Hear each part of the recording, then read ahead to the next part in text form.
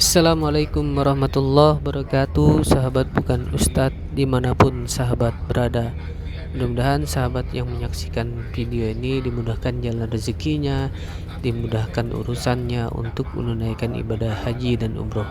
Nah, sekarang sahabat kita lagi berada di dalam bus. Kalau kita lihat ya sahabat, di jendela bus itu banyak tenda-tenda ya sahabat. Ini tenda ini berada di Mina. Mina itu tepatnya dikenalnya sebagai tempat dilaksanakannya kegiatan lempar jumroh dalam ibadah haji sahabat. Masya Allah, tabarakallah, banyak sekali ya sahabat ya. Mina ini sahabat terletak di sekitar 5 km sebelah timur kota Mekah, Saudi Arabia. Jadi Mina ini juga terletak di antara Mekah dan Musdalifah. Jadi Mina ini juga dijulukin dengan kota tenda sahabat. Saking banyaknya tenda, maka Mina ini dijuluki sebagai kota tenda sahabat. Dan tenda-tenda ini sebenarnya fungsinya apa ya sahabat ya?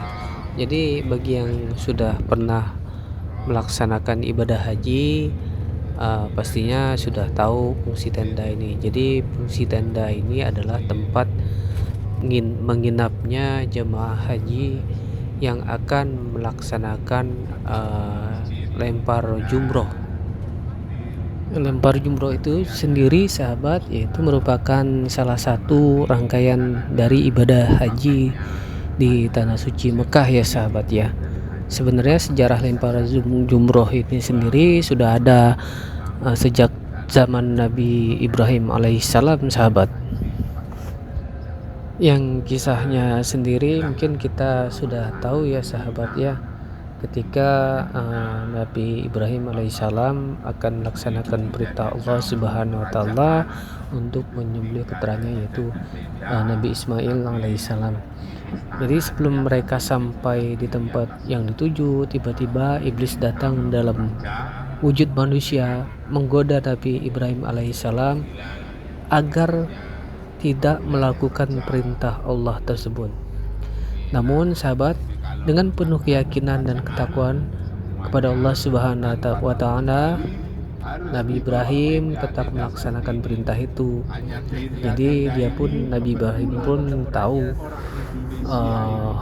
hakikatnya iblis itu hendak mengajak melanggar perintah Allah. Kemudian Nabi Ibrahim mengambil 7 batu kerikil dan melemparnya ke iblis. Jadi inilah yang disebut dengan jumroh ula sahabat. Kemudian iblis tidak berhenti sampai di situ, karena nggak berhasil mempengaruhi Nabi Ibrahim alaihissalam. Lalu iblis datang kepada membujuk Siti Hajar, yaitu Bunda Siti Hajar ya, istri Nabi Ibrahim alaihissalam, untuk mempengaruhi Siti Hajar supaya rasa sebagai seorang ibu itu tidak akan sampai hati membiarkan buah hatinya disembelih oleh ayahnya. Tapi Siti Hajar menolak dan melempari iblis dengan batu kerikil lagi sahabat. Kemudian ya, lokasi pelemparan Bunda Siti Hajar itu, pelemparan terhadap setan itu, kemudian dijadikan tempat melempar jumroh wusta namanya sahabat. Akhirnya iblis juga masih gagal. Kemudian si iblis tadi sahabat tidak berhenti sampai di situ. Akhirnya Nabi Ismail alaihissalam yang digoda nih. Jadi masih dianggap iblis itu bahwa Nabi Ismail alaihissalam itu memiliki keimanan dan ketakwaan yang rapuh.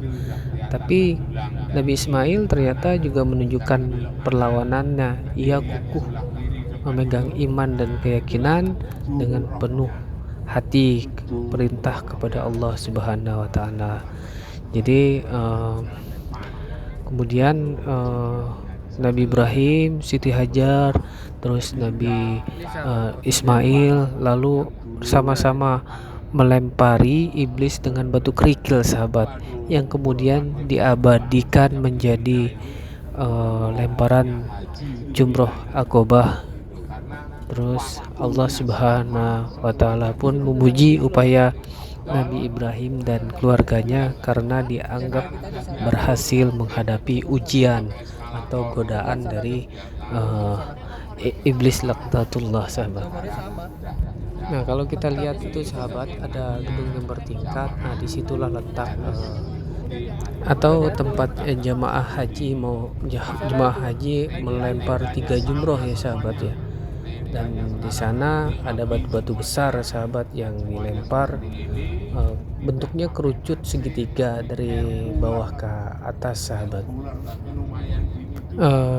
Lemparan jumroh tersebut sahabat harus dilakukan dengan benda padat, yaitu kerikil ya sahabat ya.